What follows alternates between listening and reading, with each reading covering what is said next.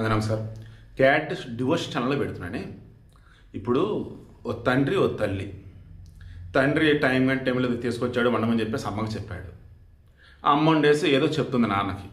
అంత మాత్రాన మధ్యలో పిల్లలు ఇన్వాల్వ్ అయ్యి అమ్మ చెప్తుంది కదా విను నాన్న అని చూడటం వరకు ఓకే. ఆయన ఏదో మిమ్మల్ని ఏదో తిడుతున్నాడు, తిట్టొద్దు నాన్న అని చెప్పండి. ఆయన తిడుతున్నాడు, తిట్టొద్దు నాన్న అని చెప్పండి. లేదన్నప్పుడు మిమ్మల్ని పక్కకి వెళ్ళండి అంటే చెప్పడానికి ఆపుతాడు.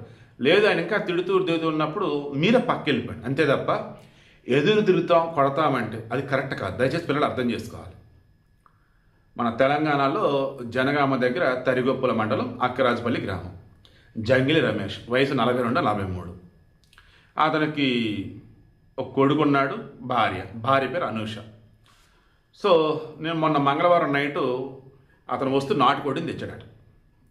తెచ్చి వేసినప్పుడు నేను కోస్తాను కోరండు అన్నాడట. లేదు ఇందాకే చేపలు తెచ్చాను, చేపలు వండాను, నైట్ పొద్దుపోయింది కదా, 10 దాటింది కదా, చేపలు తిన్నాం, రేపు నేను వండుతాను నాటుకోడి అని చెప్పిందట.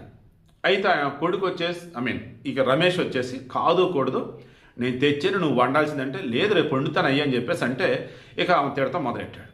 ఎందుకు నాన్న తిడతావు, టైం 10 దాటింది, ఇప్పుడు వండాలని నాన్న, ఉన్న చేపల కూర తిన్నానని పిల్లోడు అన్నాడు. పిల్లోడు అంటూ అంటే నువ్వేంద్రా అని చెప్పేసి పిల్లోడిని కూడా తిట్టాడు. అమ్మని తిడుతున్నాడు, పిల్లోడిని తిడుతున్నాడు. ఇక ఆ కోపంలో ఆయన తిడుతున్నాడు, అసలు అమ్మని ఎందుకు తిడుతున్నాడు, నన్ను ఎందుకు తిడుతున్నాడు అని చెప్పేసి పక్కన రోకలు పడి ఉంటే దాన్ని తీసుకొని వాళ్ళ నాన్న కొట్టేశాడు. ఫ్రస్ట్రేషనా, కోపమా, ఆ చిన్నతనమా, పిల్లతనమా, తలకు తగిలింది కదా రోకల బండ, పడ్డాడు, రక్తం. భయం వేసి ఇమీడియట్గా ఆసుపత్రి పట్టుకెళ్ళారు, చనిపోయాడు.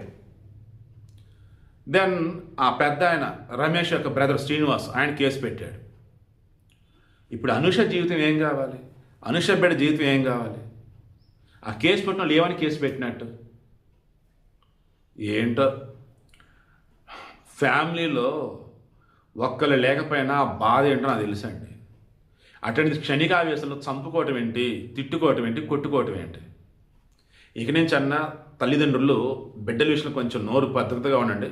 అరే పిల్లలు తప్పురా, అమ్మా నాన్న ఫ్లో లేదని అన్నా కానీ తట్టుకోండి, తిరగబడొద్దు, తొందరపడి ఏది పడితే చెయ్యొద్దు, చేసుకోవద్దు.